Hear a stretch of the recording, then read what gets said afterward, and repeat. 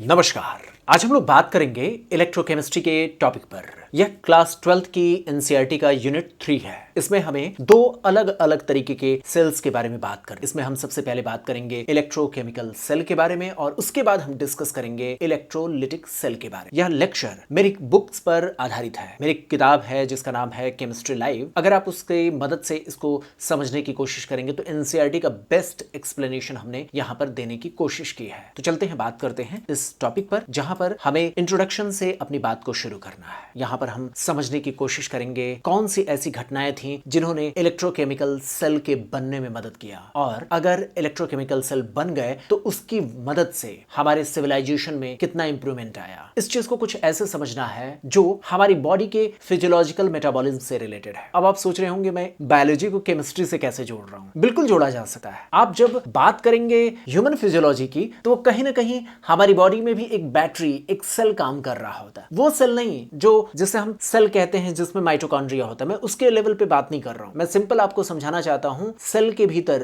भी एनर्जी की जरूरत होती है। वो एनर्जी का जो प्रोसेस है वो इसलिए जरूरी होता है ताकि हम अपनी बॉडी में बहुत सारे इम्पॉसिबल फंक्शंस को पॉसिबल बना सकें। इस बात को समझिए। एक्चुअल में क्या होता है, जो भी हम फूड लेते हैं उस फूड से हम एनर्जी बनाते हैं। उस एनर्जी का यूटिलाइजेशन हम कहां पर करते हैं? बहुत सारे इम्पॉसिबल फंक्शंस में। जैसे अपने आप से तो ऑक्सीजन हमारे बॉडी में डिसॉल्व नहीं हो सकता ना। उस इम्पॉसिबल से फंक्शन को करने के लिए एनर्जी की जरूरत होती है। उसके लिए हम खाना खाते हैं। खाना खाने से एटीपी की एनर्जी बनती है। वो एटीपी की एनर्जी उस जबरदस्ती सांस को हमारे भीतर लेने की कोशिश करने में मदद करती है। अगर वो ना हो, कोई डेड हो जाए तो फंक्शन नहीं हो पाता है। इसी तरीके से जिस सेल या बैटरी के बारे में हम इस टॉपिक में पढ़ने जा रहे हैं, वहां पर हम एनर्जी के प्रोडक्शन के बारे में बात। जब एनर्जी, इलेक्ट्रोकेमिकल एनर्जी प्रोड्यूस हो जाएगी तो उसकी मदद से बहुत सारे इम्पॉसिबल फंक्शंस को पॉसिबल किया जाना इस दुनिया में संभव हो सका है। तो उसके बारे में हम बात करेंगे। तो चलते हैं इंट्रोडक्शन में, और यहां पर हम समझने की कोशिश करेंगे सबसे पहले इलेक्ट्रोकेमिकल सेल के भीतर कौन से फैक्ट्स हमें जानने जरूरी हैं। तो एक्चुअल में क्या है कि कुछ स्पॉन्टेनियस ऐसे केमिकल रिएक्शंस होते हैं जो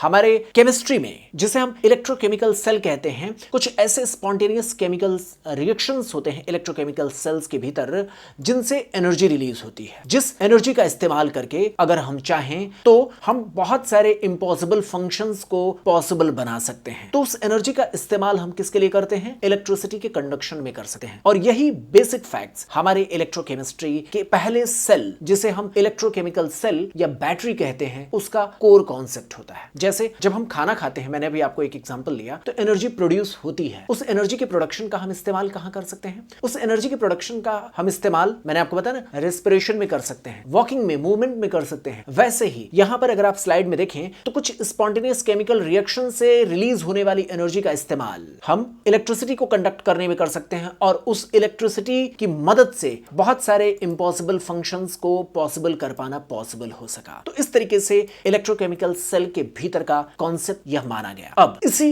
इलेक्ट्रोकेमिकल सेल की एनर्जी का इस्तेमाल करके एक दूसरी सेल चलाई जाती है, जिसको हम इस यूनिट के सेकेंड हाफ में पढ़ते हैं। एक्चुअल में क्या है, ये पूरा का पूरा जो यूनिट आप पढ़ते हैं, इसमें सबसे पहले आप पढ़ते हैं एक मिनिमम फंक्शनिंग सेल कैसे काम करे। मतलब ये कि अगर आपको कह दिया जाए, आज एक साइंस के स्टूडेंट के मन में अगर एक इंटरेस्ट पैदा किया जाए और मैं आपसे कहूं कि अगर आपको एक बैटरी बनानी है, एक ऐसा सेल बनाना है, एक ऐसी डिवाइस बनानी है जो इलेक्ट्रिसिटी जनरेट कर सके, तो आपके मन में कौन कौन से मिनिमम बेसिक फैक्ट्स पता होने चाहिए, आपके दिमाग में कौन कौन सी चीजें आनी चाहिए, उस चीज को कैसे आप हैंडल करेंगे, यही चीज आपको फर्स्ट हाफ में पढ़ना है। और जब आपने इलेक्ट्रिसिटी जनरेट करना सीख लिया इलेक्ट्रोकेमिकल सेल या बैटरी के भीतर, जब आपने एनर्जी को प्रोड्यूस करना सीख लिया, तो फिर आप सेकेंड हाफ में उसको कैसे यूटिलाइज करेंगे उसके बारे में पढ़े। तो जो भी आप मेरे बैकग्राउंड में देख रहे होंगे ना, कई बार मोबाइल आपको दिखाया जा रहा होगा, कई बार आपको इलेक्ट्रिकल कार्स के बारे में दिखाया जा रहा होगा। उसके पीछे मकसद यह है कि आज से कुछ साल पहले, कुछ 120 ईयर्स पहले तक कुछ भी दुनिया के बारे में ऐसी नॉलेज नहीं थी, लेकिन वो जो बेसिक बैटरी का मॉडल आया, उसी ने आज हमारी घड़ियों को चलाना पॉसिबल कर दिया, आज हमारे मोबाइल को चलाना पॉसिबल कर दिया, आज हम इलेक्ट्रिक व्हीकल्स चलाना हमारे लिए पॉसिबल हो सका है। ऐसा कैसे पॉसिबल हो? ऐसा उस 150 ईयर्स के पहले जो साइंटिस्ट की सोच थी उसकी वजह से पॉसिबल हो सका।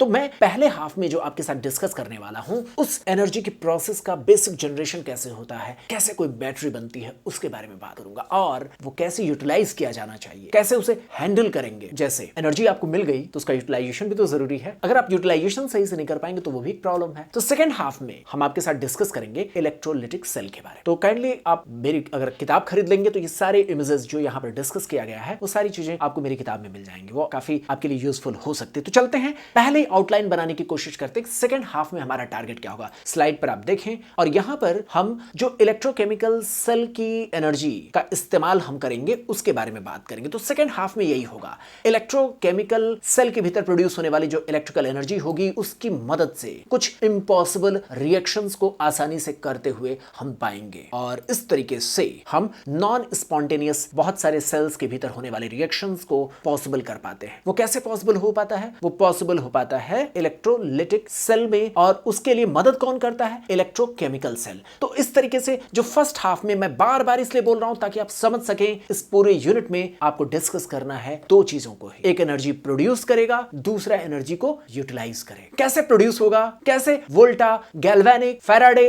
इन सभी का कंट्रीब्यूशन रहा है, उन सारी चीजों के बारे में हम यहां पर आपके साथ डिस्कस करेंगे। एक्चुअल में जो साइंस है, साइंस के भीतर आप किसी भी चीज को अलग नहीं कर सकते हैं। जो चीज फिजिक्स में होती है वो केमिस्ट्री से जुड़ी होती है, जो केमिस्ट्री से जुड़ी होती है वो हमारे बॉडी के फिजियोलॉजिकल फंक्शन से लिंक्ड हो जाती है। तो मैंने आपको बताया ना, एनर्जी का ट्रांसफॉर्मेशन, जो इंटरकन्वर्जन ऑफ एनर्जी के बारे में जो आप फिजिक्स में पढ़ते हैं वो यहाँ केमिस्ट्री में आपको देखने, जो करंट इलेक्ट्रिसिटी आप पढ़ेंगे उसका बेसिक कॉन्सेप्ट्स यहां पर आपको देख। पूरी की पूरी साइंस एक दूसरे से इंटरकनेक्टेड है। हिस्टोरिकली अलग अलग डिवीजन में काम हो रहा होता है और उन सारी चीजों को जब असेंबल्ड कर दिया जाता है तो पूरी पूरी एक कोर नॉलेज हमारे सामने आती है। इस बात की शुरुआत कब हुई थी? 100 इयर्स से पहले हुआ था, जिसमें कई सारे साइंटिस्ट लोगों ने काम किया था। उन सभी लोगों की कोशिश का नतीजा यह हुआ कि हमने एनर्जी का एक ट्रांसफॉर्मेशन करते हुए देखा, और उसी की देन है कि आज दिल्ली जैसे शहरों में आप इलेक्ट्रिक व्हीकल्स के बारे में सोच सकते हैं। अगर ये उस समय कोशिश ना की गई होती तो क्या आप दिल्ली जैसे शहरों में इस तरीके के इलेक्ट्रिकल व्हीकल्स के बारे में कल्पना कर सकते थे? बहुत ही सस्ती, लगभग 1 लाख या उससे भी कम रुपयों में इस तरीके के बैटरी रिक्शा आ गए आज के डेट में। कुछ सालों में आपको पता है बहुत सारे कार आ जाएंगे हमारे सोसाइटी में। बहुत सारा जो फ्यूल के कंजम्पशन की जो एक समस्या है और जो ग्रीन वर्ल्ड का जो कॉन्सेप्ट है वो बहुत हद तक हमारे लिए पॉसिबल हो सकेगा। दुनिया में जो फ्यूल का कंजम्पशन है उसका जो नए नए तरीके हो सकते हैं उसके लेवल पर एक बहुत बड़ी सफलता इसीलिए मिल सकी है क्योंकि हमने इलेक्ट्रोकेमिकल सेल को बनाने पर उसको कैसे और ज्यादा मॉडिफाई किया जा सके उसके लेवल पर सोचने की कोशिश। आप समझ रहे ना,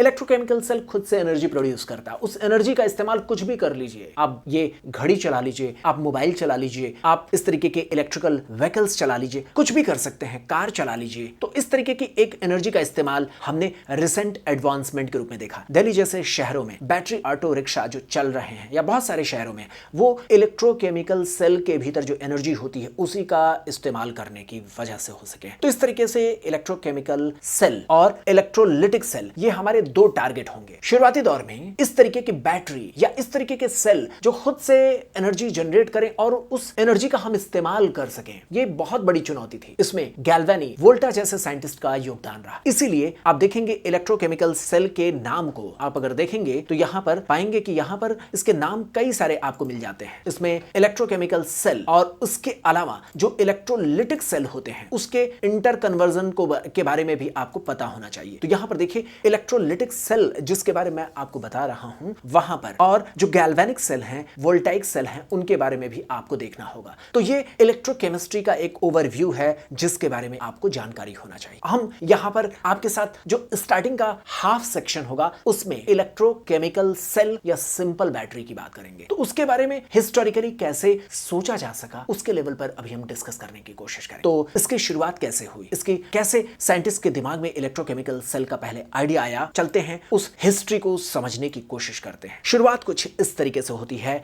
गैल्वेनी और वोल्टा के ऑब्जर्वेशन से। उन्होंने सोचा क्या, इस चीज को एक बार हम ड्रॉ करके देखने की कोशिश करेंगे। यहां पर हम एक इमेज बनाने की कोशिश करेंगे।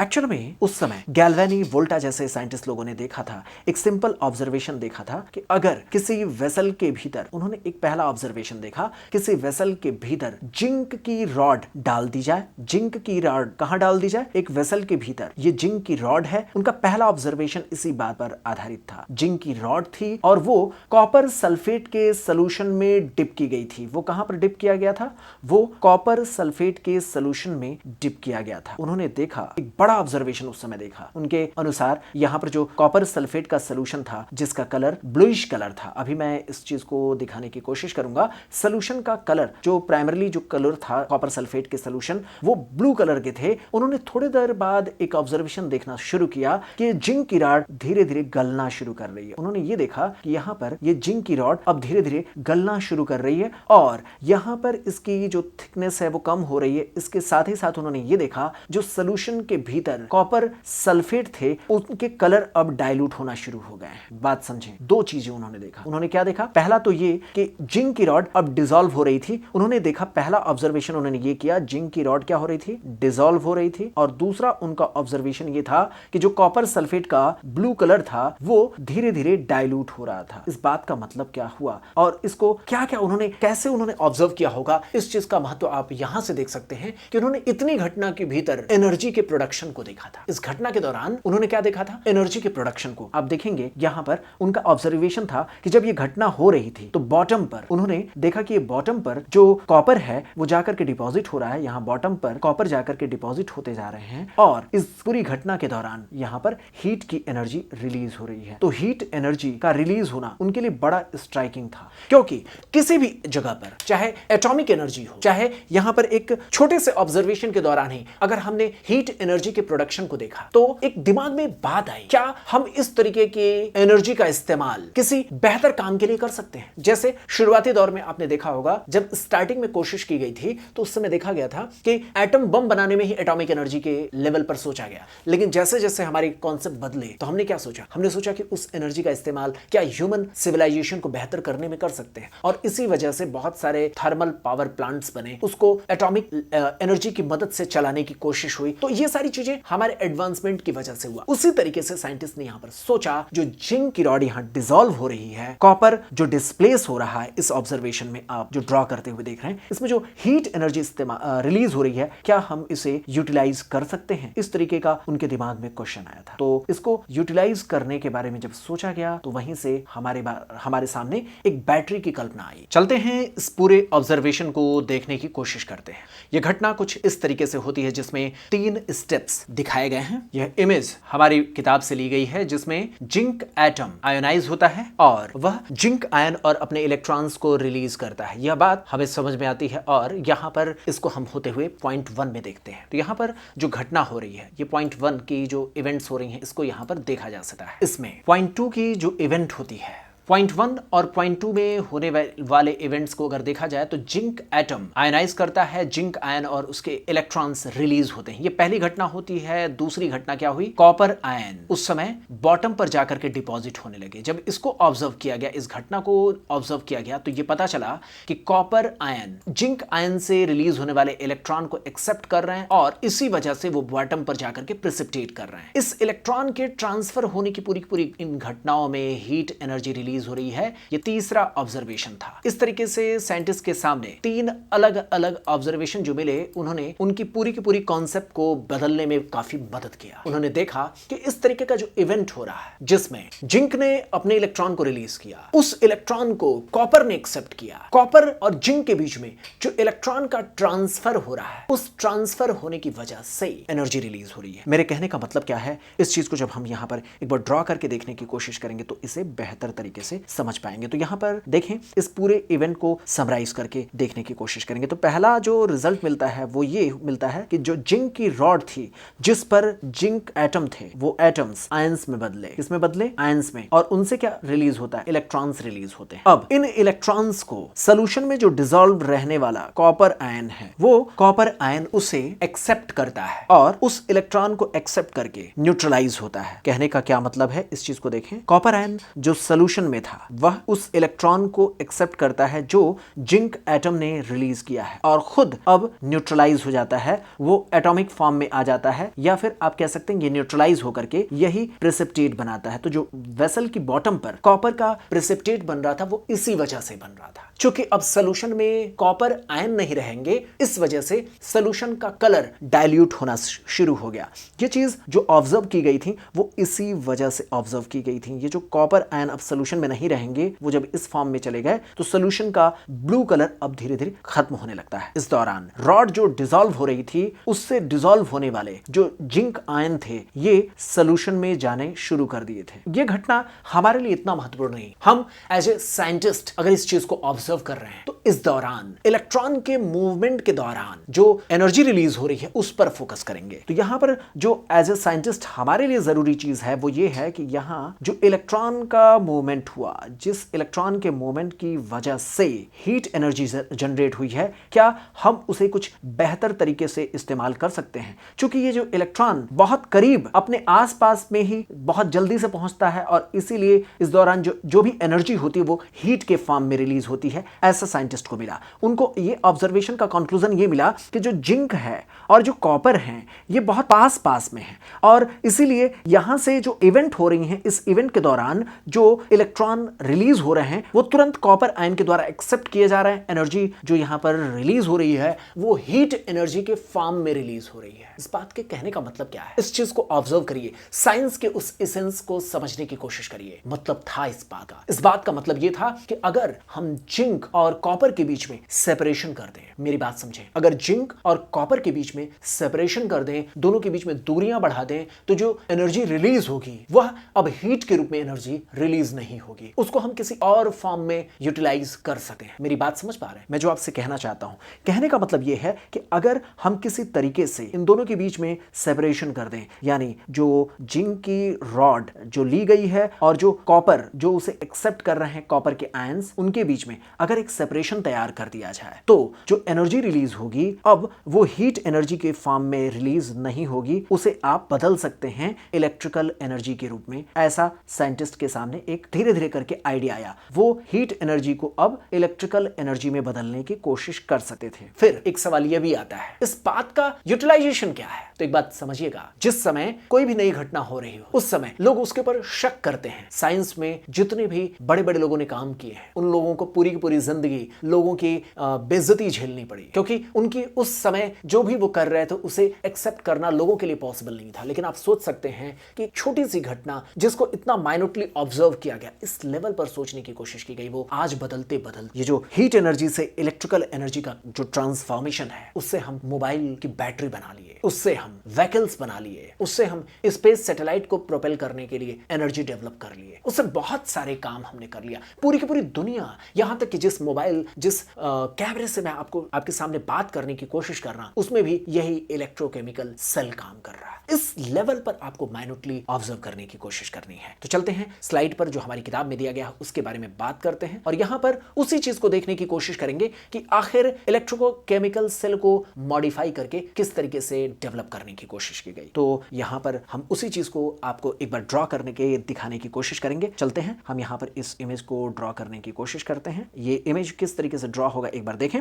जिंक को जब धीरे धीरे करके बहुत सालों तक जब ये एक्सपेरिमेंट होता रहा तो एक बात समझ में आई और आप यहां पर स्लाइड में देखें तो जो ये मॉडिफिकेशन हुआ, इस मॉडिफिकेशन का जनरल टर्म क्या रहा उस चीज को आप देखने की कोशिश करें। इसमें किस तरीके से इसकी फंक्शनिंग होती है उस चीज को ऑब्जर्व करने की कोशिश करेंगे। तो यहां पर सबसे पहले क्या किया गया, जिंक की रॉड को अब कॉपर सल्फेट की सोल्यूशन में रखने की बजाय जिंक सल्फेट के सोल्यूशन में रखी गई और इस तरीके से जिंक की रॉड जिंक सल्फेट के सोल्यूशन में। इसी तरीके से दूसरा जो काम किया गया उसमें कॉपर की रॉड को कॉपर सल्फेट के सोल्यूशन में रखा गया। अब इतना बड़ा चेंजेस आप समझ सकते हैं, ये बड़ी घटनाएं रातों रात नहीं हुई होंगी। ये जो इस तरीके के इवेंट्स हुए होंगे इसमें साइंटिस्ट ने कितना दिमाग, कितनी कोशिश, कितनी मेहनत हुई होगी। तो जिंक की रॉड जिंक सल्फेट के सोल्यूशन में, कॉपर की रॉड कॉपर सल्फेट के सोल्यूशन में डिसॉल्व की जाती है और अब देखा गया कि जो हीट एनर्जी जो जनरेट हो रही थी वो अब हीट एनर्जी जनरेट नहीं होगी। इस दौरान जो एनर्जी जनरेट होगी उससे हम इलेक्ट्रॉन को आगे बढ़ने में मदद पा जाएंगे और यहां पर देखा गया, एक घटना होते हुए देखा गया कि इलेक्ट्रॉन्स अब जिंक की रॉड से, इलेक्ट्रॉन्स जिंक की रॉड से कॉपर के रॉड की ओर चलना शुरू करते हैं। इस चीज को देखने के लिए यहां पर अमीटर लगाया गया। आप जानते हैं ना, करंट को मेजर करने के लिए हमारे पास अमीटर होता है। इसी तरीके से एक वोल्टेज भी हम मेजर कर सकते हैं। वोल्टेज और करंट के बीच में क्या डिफरेंसेस हैं, ये मेरा टॉपिक आज पढ़ाने का नहीं है, लेकिन थोड़ा सा आप फिजिक्स के सर से इस बात को समझने की कोशिश करिएगा, क्योंकि 12th में आप जानते हैं ना, दो चीजों से हम समझ सकते हैं एनर्जी फ्लो कर सकती है। जैसे मैंने कहा, यहां इलेक्ट्रॉनिक एनर्जी अगर फ्लो कर सकती है तो उसको देखने के हमारे पास दो तरीके हैं। या तो हम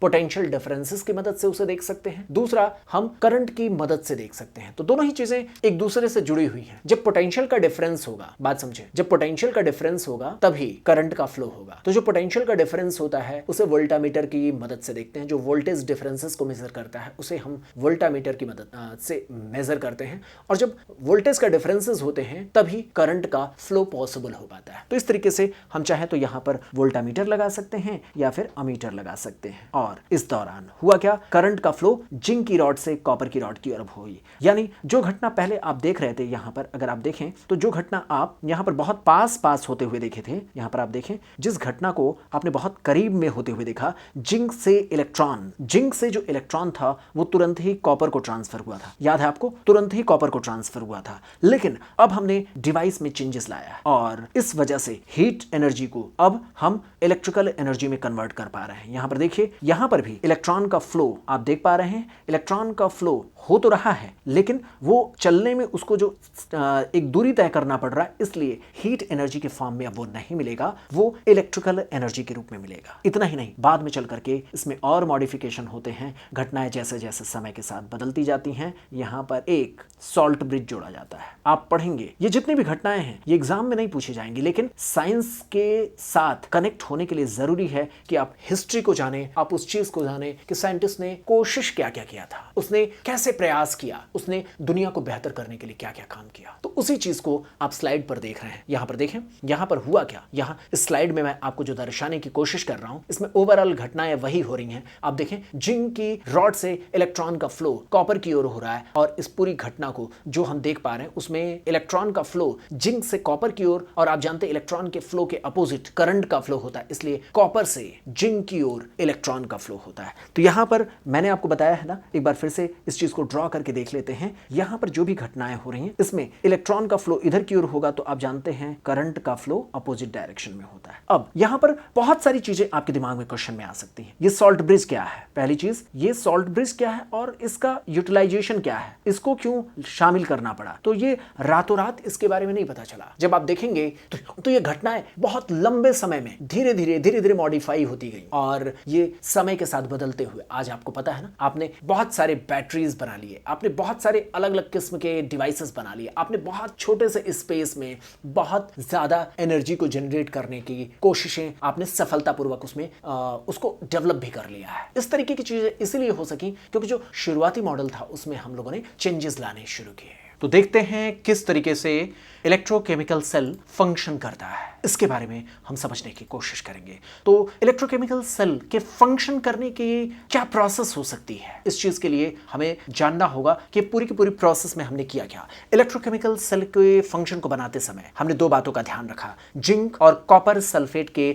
सोल्यूशन के बारे में देखा। यहां पर जिंक की रॉड जिंक सल्फेट के सोल्यूशन में डाली जाएगी और कॉपर की रॉड को कॉपर सल्फेट के सोल्यूशन में रखा जाएगा। यह बड़ी कोशिश हमें सबसे पहली प्रिकॉशन के रूप में यहां पर लेना होगा। तो एक्वस सॉल्यूशन जिंक सल्फेट और कॉपर सल्फेट की लेनी होगी, जिसमें आइडियली 1 मोलर उसका कंसंट्रेशन लेना होगा। दो अलग अलग बीकर में उसे रखने होंगे और उसके बाद जिंक की रॉड को जिंक सल्फेट के सॉल्यूशन में और कॉपर की रॉड को कॉपर सल्फेट के सॉल्यूशन में रखना होगा। इस तरीके के मेटेलिक रॉड्स को आप जानते हैं, पहले से ही पढ़ते आए हैं, इन्हें इलेक्ट्रोड्स कहा जाता है। अब हम इनके बीच में कनेक्शन तैयार करने की कोशिश करेंगे कॉपर वायर और जिंक के बीच में वोल्टामीटर के द्वारा, और इस तरीके से जो बनने वाली डिवाइस होगी उसमें सॉल्ट ब्रिज का रोल देखेंगे। सॉल्ट ब्रिज का क्या रोल होगा इसके बारे में हम लोग आगे डिस्कस करेंगे। तो पूरी की पूरी जो प्रोसेस हुई, जितना हम लोगों ने डिस्कस किया उसमें यही किया ना, दो अलग अलग बीकर लिए, ताकि हम जो हीट एनर्जी है, जो जनरेट होने वाली हीट एनर्जी है, उसको इलेक्ट्रिकल एनर्जी में कन्वर्ट कर सके। दो बीकर लिए, दो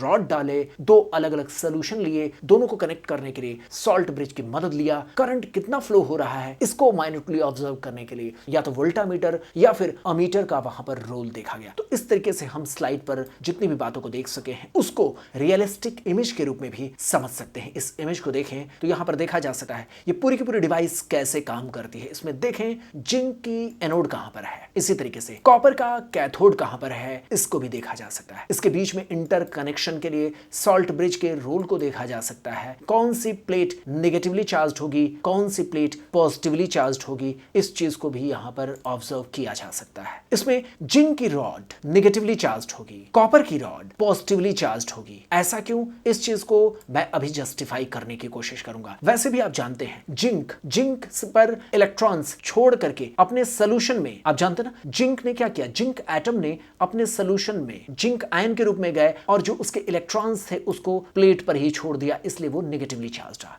इससे अपोजिट घटना यहां पर कॉपर सल्फेट के सोल्यूशन में देखने को मिलती है। यहां पर यह ऑब्जर्व किया गया कि जो कॉपर आयंस हैं जो सोल्यूशन में है वो सोल्यूशन से निकल करके अपने प्लेट पर जाकर के डिपॉजिट होने की कोशिश करते हैं। इस बात को कहने का मतलब क्या है, इस चीज को देखने के लिए एक बार फिर से हम यहां पर इमेज ड्रॉ करने की कोशिश करेंगे। जो ऑब्जर्वेशन यहां पर देख रहे हैं उसके लिए एक बार फिर से इमेज ड्रॉ करने की जब हम कोशिश करेंगे तो ये सारी चीजें सिंप्लीफाइड वे में समझी जा सकेंगी। बीकर में देखते हैं जिंक की रॉड को डिसॉल्व करते हैं, कॉपर की रॉड को डिसॉल्व करते हैं कॉपर सल्फेट के सोल्यूशन में। यहां पर जिंक की रॉड हमने ले लिया, जिंक की रॉड धीरे धीरे क्या होने लगा, अभी भी ये डिसॉल्व होना शुरू हो गए। जैसे पहले हो रहे थे वैसे ही ये जिंक की रॉड डिसॉल्व हो रही थी और ये अपने सोल्यूशन में जा रही थी। जो जिंक सल्फेट का सोल्यूशन था उस सोल्यूशन में जिंक आयंस लगातार ऐड ऑन होते रह रहे थे। तो इस पूरी घटना में हमने क्या ऑब्जर्व किया, हमने ऑब्जर्व किया कि जिंक की रॉड डिसॉल्व हो रही है और जिंक आयन यहां पर ऐड ऑन हो रहे हैं।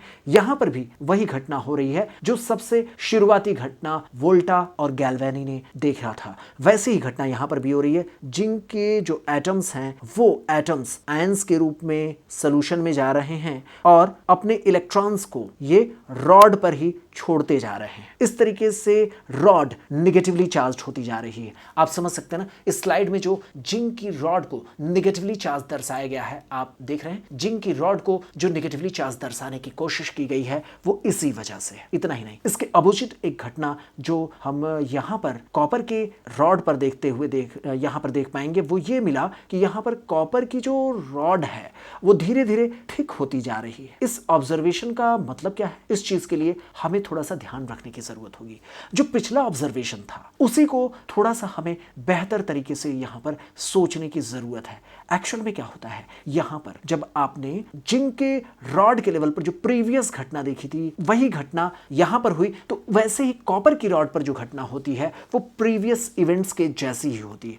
होता क्या है, सोल्यूशन में कॉपर आयंस होते हैं। आपने क्या क्या डाल रखा है, कॉपर सल्फेट का सोल्यूशन ले रखा है। आप जो कॉपर आयन इस सोल्यूशन में एडेड हैं वो कॉपर आयन इस सोल्यूशन से जाते हैं रॉड पर एक्यूमुलेट होते हैं और इस घटना के दौरान वो कर क्या रहे हैं, उनका अपना बेसिक जो फंक्शन है वो कुछ इस तरीके से ऑब्जर्व किया जा रहा है कि जो रॉड के कॉपर आयंस हैं, सॉरी कॉपर आयन जो सोल्यूशन के हैं वो रॉड पर जाते हैं, रॉड के जो न्यूट्रल एटम होते हैं उनको कैटायन में बदलते हैं और उनसे इलेक्ट्रॉन छीनते हैं और खुद में वो बदल जाते हैं। उनके इलेक्ट्रॉन्स को छीनने से यहां पर देखिए, यहां पर जो उनसे इलेक्ट्रॉन जो इन्होंने छीना है उस इलेक्ट्रॉन्स की मदद से खुद को न्यूट्रल हो जाते हैं। इस चीज को बहुत ध्यान से समझना है। ये सबसे बेसिक फंडामेंटल इवेंट यहां पर होती है कि जो यहां पर कॉपर के एटम रॉड पर हैं, इस रॉड पर जितने भी कॉपर के एटम हैं उनको आयोनाइज जबरदस्ती किया जाता है। उनके पहले इलेक्ट्रॉन छीने जाते हैं। कौन छीनता है उनके इलेक्ट्रॉन? उनके इलेक्ट्रॉन को छीनता है सोल्यूशन का ये कॉपर आयन। ये कॉपर आयन जो सोल्यूशन सॉल्यूशन में है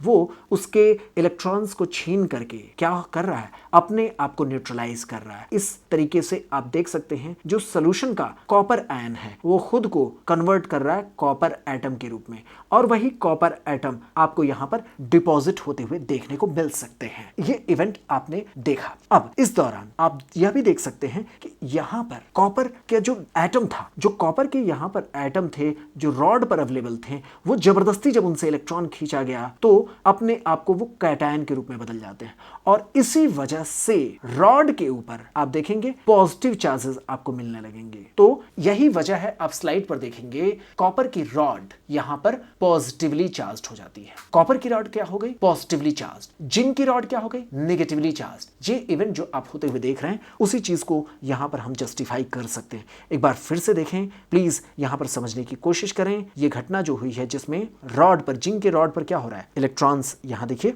जिंक की रॉड पर इलेक्ट्रॉन्स इकट्ठे हो रहे हैं, जबकि आप देख रहे हैं कॉपर की रॉड्स पर इलेक्ट्रॉन्स की कमी हो रही है, इस पर पॉजिटिव चार्ज मिल रहा है। इतना ही नहीं, ये रॉड मोटी होती जा रही है। क्यों? क्योंकि सॉल्यूशन से कॉपर आयंस, कॉपर एटम के रूप में इसकी रॉड पर डिपॉजिट होते हुए यहां पर आपको देखने को मिल रहा है। जबकि इसके अपोजिट यहां पर जो घटना आप देख रहे हैं वो जिंक की रॉड पर आप कुछ ऐसे देख रहे हैं कि जिंक के आयंस सॉल्यूशन में लगातार बढ़ रहे हैं, जबकि यहां पर आप देख रहे हैं कॉपर के आयन सॉल्यूशन में लगातार घटते हुए जाएंगे। तो इस तरीके से दो अपोजिट घटनाएं आप देख रहे हैं इस इवेंट के दौरान। लेकिन हमें यह नहीं समझना था, हमें समझना था इससे हुआ क्या। इससे हुआ ये कि एक जगह इलेक्ट्रॉन्स का लेवल ज्यादा होने लगा, एक जगह इलेक्ट्रॉन्स का लेवल बढ़ने लगा, दूसरे जगह इलेक्ट्रॉन्स का लेवल कम होने लगा। इससे हुआ क्या, अब इलेक्ट्रॉन्स जिंक की रॉड से कॉपर की रॉड की ओर फ्लो करना शुरू कर देगी, और इसी वजह से आप यहां पर देखेंगे चूंकि यहां पर इलेक्ट्रॉन्स ज्यादा हैं, दूसरी जगह इलेक्ट्रॉन्स कम हैं, इसलिए अगर इनको इंटरकनेक्ट कर दिया जाए तो आप देख सकेंगे यहां पर अगर इनके बीच में इंटरकनेक्शन जोड़ दिया जाए तो यहां से इलेक्ट्रॉन्स का फ्लो आगे की ओर बढ़ जाएगा, और इसी के अपोजिट आपको करंट का फ्लो यहां कॉपर की रॉड से जिंक की रॉड की ओर होता हुआ दिख जाएगा। इसको देखने के लिए हम कर क्या सकते हैं, चाहे तो हम यहां डिवाइस लगा दें, डिवाइस में डिफ्लेक्शन होंगे। डिवाइस कौन कौन से लगाए जा सकते हैं, या तो अमीटर लगा दीजिए या फिर वोल्टामीटर लगा दीजिए। आप जो डिवाइस लगाना चाहें उस डिवाइस की मदद से ये देख सकेंगे कि यहां पर करंट का फ्लो हो रहा है और एक पोटेंशियल डिफरेंसेस डेवलप हुए हैं। इस तरीके का आप स्लाइड पर भी देख रहे हैं, यहां पर जिंक और कॉपर के बीच में होने वाले इन इवेंट्स के बीच में आप देख पा रहे हैं। चलते हैं इस पूरे इवेंट को आगे की ओर समझने की कोशिश करेंगे। तो इस इवेंट का क्या इंपॉर्टेंस रहा है और प्रैक्टिकल यूटिलिटी क्या रहा उसके बारे में हम समझ पाएंगे। इस रियलिस्टिक इमेज को दिखाने का मकसद यही था कि हम कनेक्ट हो सके बैटरी के उस इनिशियल मॉडल से जिसको गैल्वेनी और वोल्टा ने किया था। अब यहां पर मैंने आपको बार बार बोला कि यहां पर जिंक की रॉड पर आप देख पा रहे हैं ना, जिंक की रॉड पर क्या हुआ, नेगेटिव चार्जेस आपको मिल रहे हैं। कॉपर की रॉड पर क्या मिल रहा है, पॉजिटिव चार्जेस मिल रहे हैं। और एक चीज याद रखिएगा, इस पूरी की पूरी घटनाओं के दौरान आप अगर रिडॉक्स का कॉन्सेप्ट लेंगे तो आपने क्या होते हुए देखा, इस चीज को समराइज करेंगे तो आपने यही देखा ना, यहां पर ये जो घटना हुई है आप प्लीज देखें, यहां पर जो घटना हुई है इसको अगर आप समराइज करें कि क्वेश्चन के रूप में, तो घटना तो यही हुई ना कि जिंक का एटम जो रॉड पर अवेलेबल है वो अपने आप को आयनाइज कर रहा है, किसके रूप में, जिंक आयंस के रूप में, और अपने 2 इलेक्ट्रॉन्स को रिलीज कर रहा है। ये इवेंट आपने होते हुए देखा। पहला इवेंट तो यही हुआ, और इस दौरान ऑक्सीडेशन की प्रोसेस होती है। आप जानते हैं इलेक्ट्रॉन्स को रिलीज करने की घटना आप 11th में पढ़ चुके हैं, उसे क्या कहते हैं, ऑक्सीडेशन कहते हैं। इसके अपोजिट आप कॉपर की रॉड पर क्या होते हुए देख रहे हैं, यहाँ कॉपर की रॉड पर आपने जो इवेंट होते हुए देखा, यहाँ का जो इवेंट है उसको एक बार समराइज करते हुए यहाँ पर लिखने की कोशिश करेंगे तो आप देखेंगे कॉपर आयंस जो सॉल्यूशन के हैं, सॉल्यूशन के जो कॉपर आयंस हैं वो इलेक्ट्रॉन्स को, अपने प्लेट के इलेक्ट्रॉन्स को जबरदस्ती खींचते हैं, खुद न्यूट्रल एटम में बदलते हैं, वो डिपॉजिट हो जाते हैं या यूं कह लें प्रेसिपिटेट हो जाते हैं, कहां पर, रॉड्स पर, और इसी वजह से रॉड की थिकनेस यहां पर बढ़ती जाती है। आप यह भी जानते हैं कि जो इलेक्ट्रॉन के एक्सेप्टेंस की घटना है उसको हम क्या कहते हैं, उसे हम रिडक्शन कहते हैं। तो इस तरीके से रिडक्शन कहां पर हुआ? अगर रेडॉक्स के इक्वेशन के हिसाब से देखें तो जिंक के रॉड पर ऑक्सीडेशन की घटना हुई और कॉपर के रॉड पर रिडक्शन की घटना हुई। इस पूरी की पूरी प्रोसेस में एक बात बहुत अच्छे तरीके से समझ लीजिए, पूरी की पूरी इलेक्ट्रोकेमिस्ट्री में एक बेसिक फैक्ट कहा जाता है। बेसिक फैक्ट यह है कि जहां जिस प्लेट पर ऑक्सीडेशन होता है उसे एनोड कहा जाता है। ये पूरे के पूरे इलेक्ट्रोकेमिस्ट्री में एक बेसिक प्रिंसिपल है।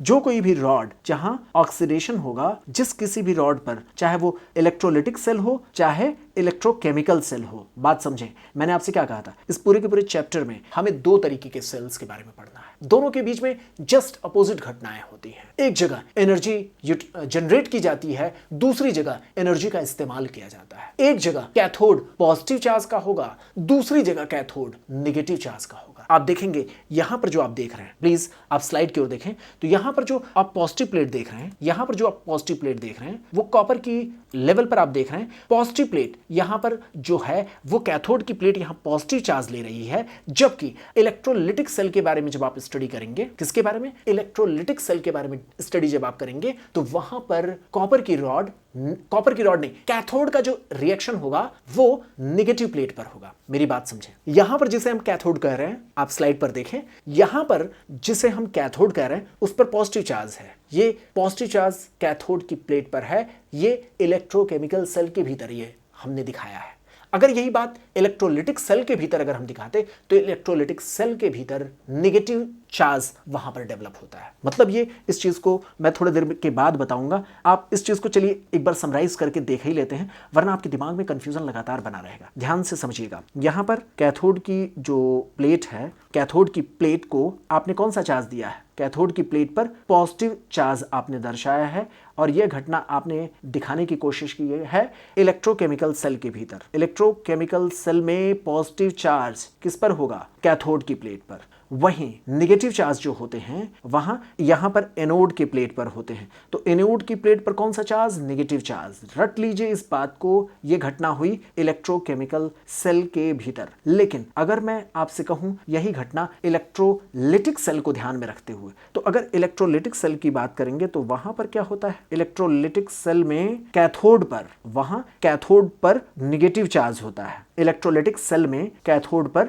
नेगेटिव चार्ज होते हैं और एनोड पर पॉजिटिव चार्ज होते हैं। जस्ट अपोजिट इवेंट होते हुए आप वहां पर पाएंगे। लेकिन एक बेसिक प्रिंसिपल आपको देखने को मिलेगा जो अभी मैं आपको डिस्क्लोज कर दूंगा। आपको पूरे के पूरे इस चैप्टर में याद रखना है। आप देख रहे हैं दोनों पर अपोजिट घटनाएं होते हुए, लेकिन इसके बावजूद आपको ध्यान में रखना है कि चाहे कैथोड यहां पॉजिटिव है चाहे कैथोड यहां नेगेटिव है, लेकिन दोनों ही जगहों पर रिडक्शन की घटनाएं होती हैं। इस बात को समझे रहिएगा। ये एक ऐसा ब्रह्मास्त्र है, एक ऐसा अल्टीमेट कॉन्सेप्ट है जिसको आपको ध्यान में रखना ही है। इसी तरीके से आप यहां पर देख रहे हैं कि जो एनोड जो यहां नेगेटिवली चार्ज्ड है, चाहे जो एनोड यहां पॉजिटिवली चार्ज्ड है, दोनों ही लेवल पर ऑक्सीडेशन की घटनाएं होती हैं। तो ध्यान रखना है कि भले ही यहां नेगेटिव चार्ज है, चाहे भले ही यहां पॉजिटिव चार्ज है, लेकिन दोनों ही प्लेट्स पर ऑक्सीडेशन की घटनाएं होती हैं। यानी एक जनरल टर्म ये हो सकता है कि ऑक्सीडेशन हमेशा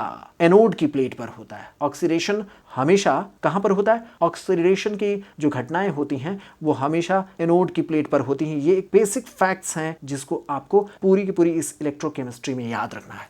इसी तरीके से आपको ध्यान में रखना है कि कैथोड की प्लेट पर रिडक्शन की घटना होती है। चार्जेस चाहे जो भी डेवलप हों, चार्जेस से कोई मतलब नहीं है। बेसिक जो इवेंट्स होते हैं दोनों ही जगहों पर एक ही होते हैं। इस चीज को आप देखें, इस चीज को मैंने यहां पर दर्शाने की कोशिश की है अपनी बुक्स में। कैथोड पर इलेक्ट्रॉन लिया जाता है, वो रिडक्शन की घटना होती है। यहां पर भी होगा, आगे जब इस चैप्टर के हाफ में चलेंगे वहां पर भी यही घटना होगी। एनोड इलेक्ट्रॉन्स को लेता है, वहां पर चाहे यहां पर, दोनों ही जगहों पर, यहां पर एनोड इलेक्ट्रॉन्स को रिलीज कर रहा है, वहां पर एनोड के पर अपोजिट घटनाएं होंगी, लेकिन घटनाएं दोनों ही जगहों पर बेसिक लेवल पर एक ही होंगी। एनोड पर हमेशा ऑक्सीडेशन होता है। इस चीज को मैंने आपको लिख करके दिखाया है। इस चीज को याद रखिएगा, वरना कई बार एग्जाम्स में ये गलतियां हो जाती हैं। मैंने आपको लिख करके दिखाया है। इस चीज को याद रखिएगा, वरना कई बार एग्जाम्स में ये गलतियां हो जाती हैं जो बहुत बेसिक फंडामेंटल्स की नॉलेज नहीं होने की वजह से होती है। तो एनोड पर हमेशा क्या होता है? ऑक्सीडेशन होता है। कैथोड पर हमेशा रिडक्शन होता है। ये चीज हमें ध्यान में रखना है। तो एनोड पर हमेशा ऑक्सीडेशन,